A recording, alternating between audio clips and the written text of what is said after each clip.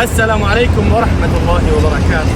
دوستان عزیز، یکی از بهترین حدیث هایی که ما و شما از این بسیاری ها خبر نداریم، رسول الله صلی الله علیه و سلم میفرماید: النبي سعيد الخدري رضي الله عنه قال النبي صلى الله عليه وسلم: إذا تثاءب أحدكم فليمسك بيده على ما فيه فإن الشيطان يدخل.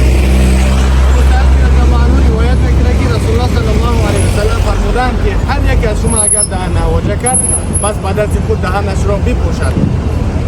مدرسی که شیطان وارد دهن میشه. با مخاطر هر کسی از شما اگر دهن نواجه کرد پس دهنش را بپوشد. تو اینکه شیطان وارد بدن او نشه. وارد بدن او کشید او را چیکار میکنن؟ در گمراهی میاندازند. حرکت میکنه که او را با راههای بد ببرند. با مخاطر عین حال ما در مکه مکرمه قرار داریم. میبینید ستونهای مکه یعنی کعبه و کسی که انشاءالله که میخواین همین گونه جاها را بیاین زیارت کنین، پس به رقم‌های روی اکران مراجعت کنین. انشاءالله که برادرمان الهام دین در خدمت هر یک از شما هست. کیف حالکم؟ طیب. نه حالا سیگم جایی که اصلا اونا فهمیده جایی نه حالا سیگم منظرهای زیبا این طرف نشان بده.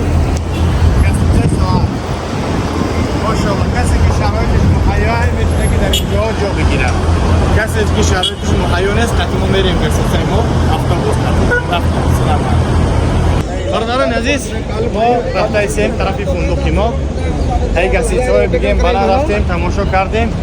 خلاص گپ مسجد محکم که وارد اونجا شیم در نماز میکنن و باز آهسته میریم. حالا نشان داده برای خدمت که اگر پسند بیاید بس لایک خود را زیر کنین و اگر پسند نامد بنویسین که جورا اصلاح کنیم. اگر ما بوده اگه خطاگی باشد در یعنی ویدیو سیونکای ما حرم ایور نشان بده.